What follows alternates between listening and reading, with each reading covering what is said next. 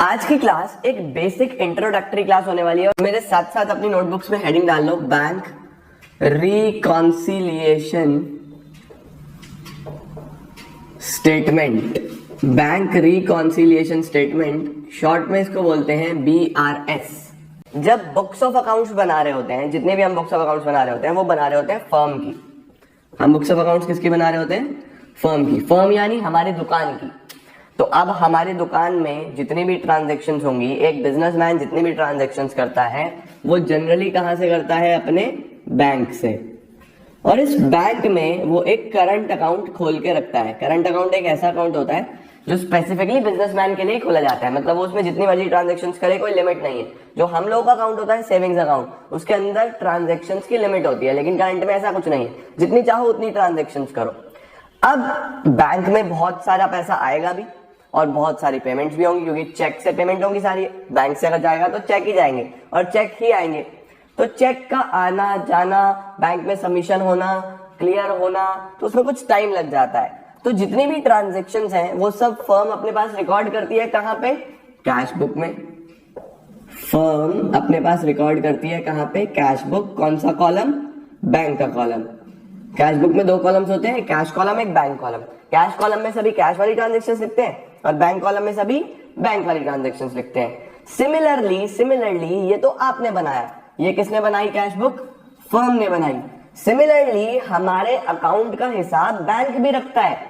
जितनी भी ट्रांजैक्शंस हमारे अकाउंट में हो रही हैं, उस सभी ट्रांजैक्शंस की रिकॉर्डिंग बैंक भी करता है। बैंक वो रिकॉर्डिंग कहां पे करता है? पासबुक में, या फिर इसको हम बैंक स्टेटमेंट भी बोलते हैं।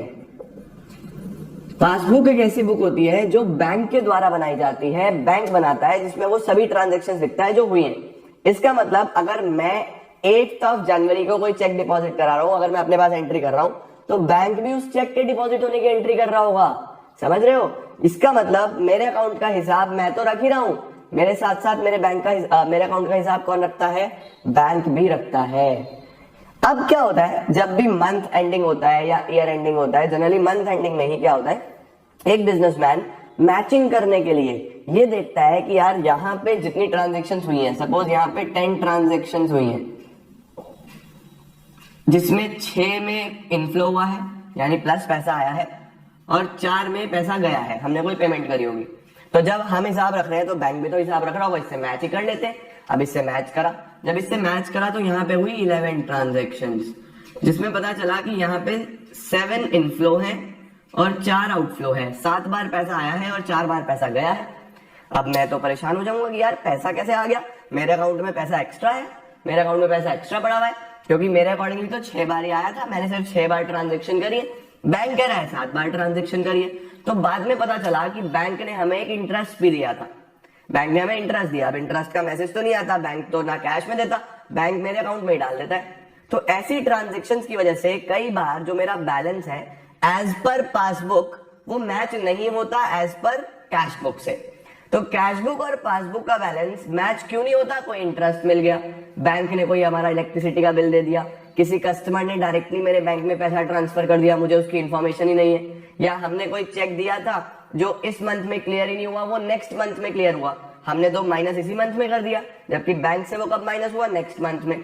तो इस तरीके के डिफरेंसेस आ जाते हैं। इन डिफरेंसेस को रिकंसाइल करने के लिए, इन डिफरेंस को रिकंसाइल मैच करने के लिए जो स्टेटमेंट बनाया जाता है, उस स्टेटमेंट को क्या बोलते हैं? Bank reconciliation statement. सबसे पहला पर्पस था आपको इसका मतलब बताना कि बैंक रिकॉन्सिलिएशन स्टेटमेंट होता क्या है। अब बैंक रिकॉन्सिलिएशन स्टेटमेंट बनाने का एक प्रोसीजर होता है, कुछ रूल्स होते हैं। जल्दी से उन रूल्स को मेरे साथ साथ नोट डाउन कर लो। जब हम BRS बनाएंगे तो क्या रूल्स हैं हमारे पास? रूल नंबर 1 में आपको ध्यान रखना है, सबसे पहले अब मैं ये नहीं लिखवा रहा कि it is prepared to reconcile the balances, वो आपको पता ही है, ठीक है ना। रूल नंबर 1 हम लिखेंगे, अगर हम कैश बुक की बात करते हैं, तो डेबिट बैलेंस पॉजिटिव बैलेंस होता है और क्रेडिट बैलेंस नेगेटिव बैलेंस होता है। ये आपको पता ही है, कैश बुक में डेबिट बैलेंस पॉजिटिव है और क्रेडिट बैलेंस नेगेटिव है। इसको कई बार फेवरेबल अनफेवरेबल भी बोल देते हैं, तो पॉजिटिव फेवरेबल, नेगेटिव अनफेवरेबल। और अगर हम पासबुक की बात करते हैं, अगर पासबुक की बात करूं, डेबिट नेगेटिव होता है और क्रेडिट पॉजिटिव होता है, इस बात का ध्यान रखना है।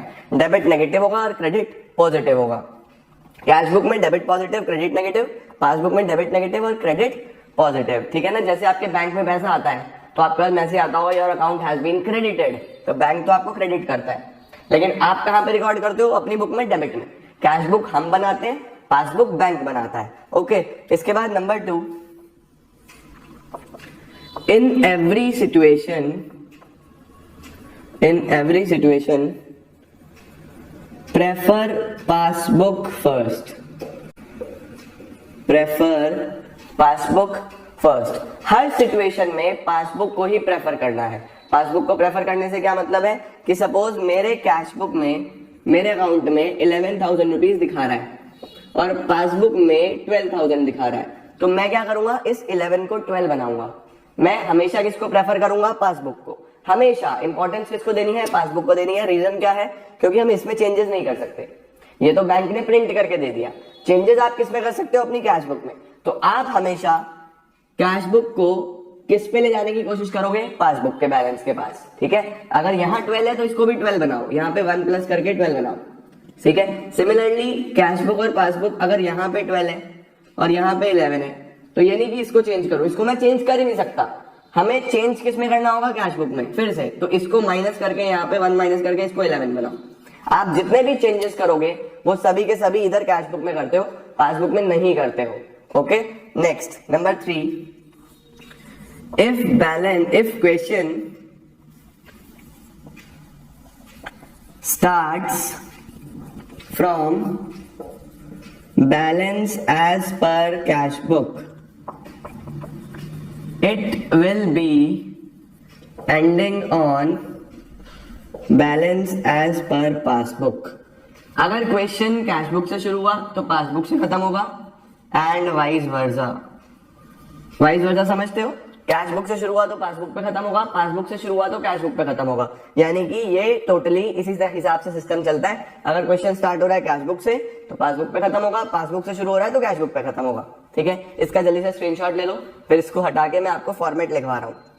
ये हो गया, चलो जी। अब हम लोग क्या करने वाले हैं?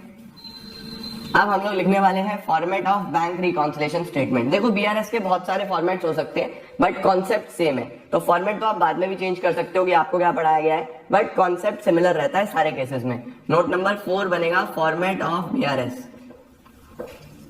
फॉर्मेट ऑफ बीआरएस, तो फॉर्मेट ऑफ बीआरएस आपका कुछ इस तरीके से होता है। इसके अंदर हमारे पास कोई डेबिट क्रेडिट नहीं होता, ध्यान रखना। इसमें प्लस माइनस, बस पर्टिकुलर्स,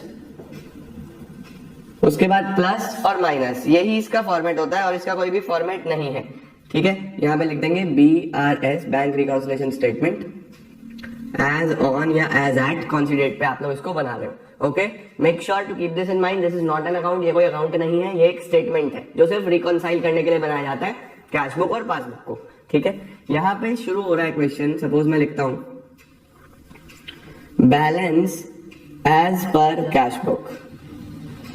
अब अगर खाली balance as per cash book लिखा आ गया तो वो बैलेंस को मैं पॉजिटिव बैलेंस मानूं या नेगेटिव बैलेंस मानूं? अगर कुछ भी नहीं लिखा हुआ तो उसको पॉजिटिव बैलेंस मानना है, प्लस कर देना है। ओके, अगर कुछ भी नहीं लिखा तो always consider it as a positive balance, ये बात भी लिख लेना। सही हो गया। अब पॉजिटिव बैलेंस को बोलते क्या है हम लोग? Debit balance. पॉजिटिव बैलेंस जो होता है कैश बुक का, मैंने आपको पॉइंट नंबर 1 में लिखवा दिया, याद रखो कौन सा होता है? Debit balance. और डेबिट बैलेंस को ही क्वेश्चन में कई बार क्या लिखा होता है? Favourable balance. Favourable balance as per cash book, तो प्लस में लिखना। अगर ये नहीं हुआ तो आपको क्या गिवन होगा? और credit balance as per cash book. ये नहीं हुआ तो क्रेडिट बैलेंस होगा। क्रेडिट को कहां लिखते हैं? हमेशा नेगेटिव में। तो या तो ये गिवन होगा या ये गिवन होगा, इन दोनों में से एक होगा। पॉजिटिव है, डेबिट है तो इधर, अनफेवरेबल है, नेगेटिव है तो इधर, ठीक है। इसको हम लोग अनफेवरेबल या फिर ओवरड्राफ्ट भी बोलते हैं।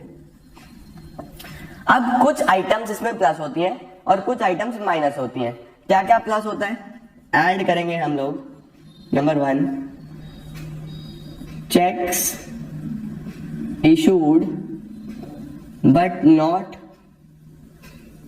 Presented for payment. Cheques issued but not presented for payment. Number 2, any inflow of cash bank. कोई भी इनफ्लो हुआ है मेरे बैंक अकाउंट में, मेरे कस्टमर ने पैसा जमा करा दिया, मुझे कहीं से चेक मिल गया, किसी भी तरीके का कोई इनफ्लो हुआ है तो वो प्लस कर देना है। ठीक है, 2 चीजें बस याद रखनी है, इशूड बट नॉट प्रेजेंटेड ये क्या होता है हम अभी डिस्कस करेंगे, और एनी इनफ्लो ऑफ कैश ये भी प्लस करना है। अब 2 चीजें माइनस करनी है। क्या क्या माइनस करना है? Number 1, checks deposited but not, 3 शब्द लिखे होते हैं, कलेक्टेड या फिर क्लियर्ड या फिर credited. Deposited but not collected, cleared, credited ऐसा कुछ मिला तो माइनस करना है। और दूसरा, एनी आउटफ्लो ऑफ कैश, कोई भी आउटफ्लो हुआ है। कैसा आउटफ्लो हुआ है? आपने कोई पेमेंट करा था, आपके पास से बैंक ने कोई बैंक चार्जेस ले लिए, या आपने कोई चेक किसी को दिया है, आपने कोई इलेक्ट्रिसिटी बिल दिया है, किसी भी तरीके का पेमेंट, ये सब नेगेटिव में आ जाएगा, माइनस होगा क्योंकि पैसा कम हुआ होगा। अब देखो क्वेश्चन स्टार्ट हुआ था balance as per cash book से, मैंने आपको क्या लिखवाया? क्वेश्चन स्टार्ट होगा balance as per cash book से, खत्म कहां पे होगा? अब बैलेंस एज पर पासबुक से। यहाँ पे हमारे पास क्या आ जाएगा? Balance as per passbook. अब ये बैलेंस एज पर पासबुक इधर भी आ सकता है और ये इधर भी आ सकता है, ये तो क्वेश्चन पे डिपेंड करेगा कि मेरा बैलेंस किधर आ रहा है, यहाँ आ रहा है या फिर यहाँ आ रहा है। अगर प्लस में आया तो उसको क्या लिख दूंगा? Credit balance. नेगेटिव में आया तो उसको क्या लिख दूंगा? Debit balance. इस तरीके से हमारे पास बीआरएस बनाया जाता है। ये एक बेसिक फॉर्मेट है जो आपको पता होना चाहिए, करेक्ट। अब हम एक छोटा सा डिस्कशन करते हैं इसके इंटरनल आइटम्स पे। देखो सबसे पहले है मेरे पास ये the cheques issued but not presented. Balance तो आपको पता चल गया कि अगर डेबिट है कैश बुक का तो प्लस है, क्रेडिट है तो माइनस है। अब मैंने आपको बोला कि ये 2 चीजें प्लस करनी है। नंबर 1 लिखा हुआ है cheques issued but not presented. What is issued but not presented? इसको समझने के लिए एक चीज ध्यान से देख लो। मैं एक कैश बुक का बैलेंस ले लेता हूं, मैं एक पासबुक का बैलेंस ले लेता हूं, ये दोनों हमेशा मैच करते हैं, तो मैंने एक एज्यूमिंग फिगर ले ली 10,000। एज्यूम करने के लिए मैंने एक फिगर ले ली, वैसे ही 10,000। पॉइंट में लिखा हुआ है cheques issued but not presented. हमने चेक इशू कर दिए, इशू का मतलब होता है पेमेंट करना, किसी को देना, ठीक है। Cheques issued but not presented, वो प्रेजेंट नहीं हुए। यानी कि फॉर एग्जाम्पल ये चिंटू है जिसकी फर्म है, ये जिसकी फर्म है, चिंटू ने चिंटी को पेमेंट कर दिया 1,000 रुपीज का। चिंटू ने चिंटी को पेमेंट करा कितना? 1,000 रुपीज का चेक दिया, ठीक है। अब उसने चेक दे दिया, अगर चेक दे दिया तो अपनी कैश बुक में एंट्री पास करी होगी। कोई भी चेक जाता है तो हम बैंक बैलेंस कम कर देते हैं ना, तो उसने यहाँ से बैंक बैलेंस कम कर दिया होगा 1,000 रुपीज कि मैंने तो पेमेंट दे दिया। कैश बुक में बैलेंस कितना बच गया? 9,000। अगर मेरे अकाउंट में 10,000 था और मैंने 1,000 का चेक दे दिया तो माइनस करूंगा, बैलेंस कम हो जाएगा, कैश बुक में बचा 9,000। बट चिंटी तो निकली आलसी, लेजी, वो चेक लेके ही नहीं गई बैंक में। 10-15 दिन हो गए, 20 दिन हो गए, चेक इसने अपने पास रखा हुआ है, 1 महीना हो गया अपने पास रखा हुआ है। यानी कि चेक इशू तो हो गया but it is not presented, वो बैंक में प्रेजेंट ही नहीं हुआ। अब जब तक चिंटी ये चेक बैंक में नहीं लेके जाएगी, बैंक को कोई सपना थोड़ी ना आ रहा है, ड्रीम थोड़ी आ रहा है कि मैंने चेक दे दिया उसका पेमेंट करवा दो, नहीं होगा। इसको चेक बैंक में लगाना पड़ेगा। यानी हमने चेक इशू कर दिया बट प्रेजेंट नहीं हुआ। प्रेजेंट नहीं हुआ तो बैंक से तो माइनस नहीं होगा, क्योंकि मेरे बैंक में तो कोई गया ही नहीं पैसा लेने के लिए। अब जब मैं रिकॉन्साइल कर रहा हूँ तो मेरे अकॉर्डिंगली तो बैलेंस आ रहा है 9,000 और बैंक के अकॉर्डिंगली कितना आ रहा है? 10,000, क्योंकि कैश बुक तो हम बना रहे हैं, चिंटू बना रहा है, और पासबुक कौन बना रहा है? बैंक। तो हमारे हिसाब से बैलेंस 9,000, बैंक के हिसाब से 10,000। अब देखो गलती तो हमने कर दी ना, यहाँ पे 1,000 एक्स्ट्रा माइनस कर दिया जब प्रेजेंट ही नहीं हुआ। ऑल्दो हमने अपनी तरफ से ठीक किया था, बट हमें इन दोनों को रिकॉन्साइल करना है, हमें इन दोनों को मैच करना है। तो मैंने आपको क्या बोला? ऑलवेज प्रेफर पासबुक, प्रेफर करो पासबुक को। तो 9,000 को वापस से 10,000 बनाने के लिए क्या मुझे ये 1,000 दोबारा से ऐड करना पड़ेगा इसके अंदर? अगर मैं इस 9,000 में ये 1,000 फिर से ऐड कर दूं तो ये 10,000 फिर से दोनों रिकॉन्साइल मैच हो जाएंगी या नहीं हो जाएंगी? क्या ये दोनों की दोनों बुक्स आपस में मैच हो गई या नहीं हो गई? इसीलिए इशूड बट नॉट प्रेजेंटेड हमेशा प्लस करा जाता है। इशूड बट नॉट प्रेजेंटेड हमेशा क्या करा जाता है, प्लस, क्योंकि वो हमारे बैलेंस को कम करता है जो कि बैंक में नहीं हुआ, तो एक्चुअल में उसको ठीक करने के लिए क्या कर दो, वापस से प्लस कर दो। ओके, दूसरा होता है हमारे पास सेकंड पॉइंट, वो ये होता है एनी इंक्रीज इन कैश या फिर एनी इनफ्लो ऑफ कैश, कोई भी इनफ्लो लो, फिर से एग्जांपल लेते हैं, कैश बुक, पासबुक, 10,000 10,000। अब इनफ्लो कैसा होता है, इनफ्लो होता है कि बैंक ने हमें 100 रुपीज का इंटरेस्ट दे दिया, बैंक ने हमें 100 रुपीज का इंटरेस्ट दे दिया, बैंक कोई बताता तो है नहीं, इंटरेस्ट दे देता है, बैंक ने अगर हमें इंटरेस्ट दिया तो यहाँ पे 100 रुपीज चुपचाप प्लस कर दिए बैंक ने, मेरे अकाउंट में ही पैसा दे दिया बस, तो बैंक ने तो प्लस कर दिया, क्योंकि बैंक ने मुझे इंटरेस्ट दिया तो बैंक ने कर दिया प्लस। मुझे इस बारे में कोई इन्फॉर्मेशन नहीं है, जब मैं लास्ट में जाके देखूंगा अपनी कैश बुक और पासबुक मैच करूंगा तो बैंक में तो बैलेंस ज्यादा आ रहा है और मेरे पास कम आ रहा है, तो इन दोनों को मैच करने के लिए क्या करना है, मुझे वापस से इसमें भी 100 प्लस कर देना है, वापस से इसमें भी क्या कर देना है, 100 प्लस, तो ये फिर से देखो मैच हो जाएगा, हो गया या नहीं हो गया, क्योंकि बैंक को फेवर करना है ना हमेशा। ओके, सिमिलरली मेरे किसी कस्टमर ने 400 डायरेक्टली मेरे बैंक में डिपॉजिट करा दिए, 400 डायरेक्टली डिपॉजिट करा दिए, तो यहाँ पे 400 बढ़ गए होंगे, क्योंकि मुझे नहीं पता उसने मेरे बैंक में डिपॉजिट करा दिया, तो पासबुक बढ़ गया, तो यहाँ पे आ रहा है 10,500, मेरे पास अभी भी 100 ही है, तो ठीक करने के लिए यहाँ भी प्लस कर दो फिर से, तो यहाँ फिर से प्लस कितना हो जाएगा, 400, तो ये फिर मैच कर जाएगा। तो देयर आर सर्टेन आइटम्स जो हमारे बैंक बैलेंस को बढ़ा देती हैं, कोई भी इनफ्लो होता है तो उसको हम ठीक करने के लिए वापस से प्लस करेंगे, चाहे वो बैंक के द्वारा दिया गया इंटरेस्ट हो, चाहे वो किसी कस्टमर ने डायरेक्टली पैसा डिपॉजिट कराया हो, इस तरीके की कोई भी आइटम है वो प्लस हो जाएगी। ठीक है, अगला क्या आता है, अब माइनस क्या क्या करना है ये ध्यान रखेंगे, ये जो इशूड बट नॉट प्रेजेंटेड है और डिपॉजिटेड बट नॉट क्रेडिटेड, ये दोनों सबसे इंपॉर्टेंट ट्रांजेक्शंस हैं इस चैप्टर में। अब आ रहा है checks deposited but not credited, collected, cleared. Deposited but not credited, collected, cleared का क्या मतलब है, आ जाओ समझते हैं। 10,000 10,000 चेक्स डिपॉजिटेड है, डिपॉजिटेड का मतलब क्या होता है, जमा करना, हिंदी में लिखता हूं, जमा करना। मैंने अपने बैंक अकाउंट में पैसा जमा करा, चेक डिपॉजिट कर दिया, अब मैंने जैसे ही चेक डिपॉजिट करा होगा, मैंने तो यहाँ पे बैलेंस बढ़ा लिया होगा, सपोज 2,000 का चेक था, मैंने डिपॉजिट करा और मैंने अपना बैंक बैलेंस बढ़ा लिया कि मैंने तो डिपॉजिट कर दिया, हमने अपनी कैश बुक में 2,000 इंक्रीज कर दिए, but it was not collected, cleared, credited, bank ने इसको कलेक्ट नहीं करा, या फिर ऐसा लिखा हुआ है कि क्लियर नहीं हुआ, या फिर ऐसा लिखा हुआ है कि क्रेडिट नहीं हुआ, क्रेडिट का मतलब प्लस होता है ना पासबुक में, ऐसा भी हो सकता है, यानी कि हमने तो डिपॉजिट कर दिया, हमने तो प्लस कर दिया, लेकिन बैंक के एंड से अभी तक ये प्लस नहीं हुआ, यानी मेरे अकॉर्डिंग मेरे बैंक में 12,000 है और बैंक में अभी कुछ प्रॉब्लम आ गई, चेक में कुछ इशू था, चेक में कुछ चेक खराब था, उस पर डेट कुछ गलत डली हुई थी, कुछ ओवर राइटिंग हुई हुई थी, कुछ भी हो सकता है, वो क्लियर नहीं हुआ। अगर वो क्लियर नहीं हुआ तो लास्ट में बैंक तो दिखा रहा होगा मेरा बैलेंस 10,000 और मेरे हिसाब से मेरा बैलेंस कितना है 12,000, बैंक के हिसाब से 10, मेरे हिसाब से 12, हमें फिर रिकॉन्साइल करना है इसको और प्रेफर किसको करना है, पासबुक को। तो 12 से 10 बनाने के लिए क्या करें, 12 से 10 बनाने के लिए -2,000, यहां से 2 माइनस कर दो, 10,000 10,000 ये आपस में फिर से रिकंसाइल हो जाएगा।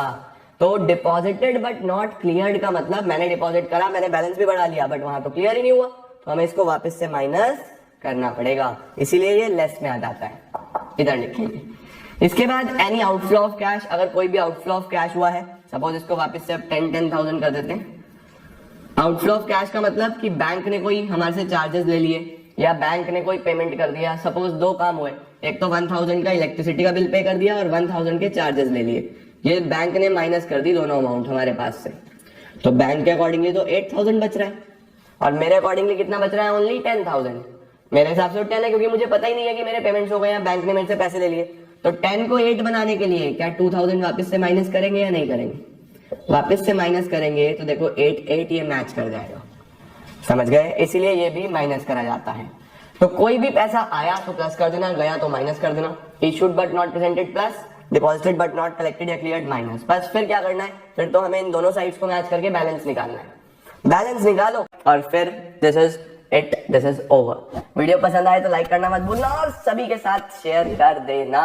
Thank you so much.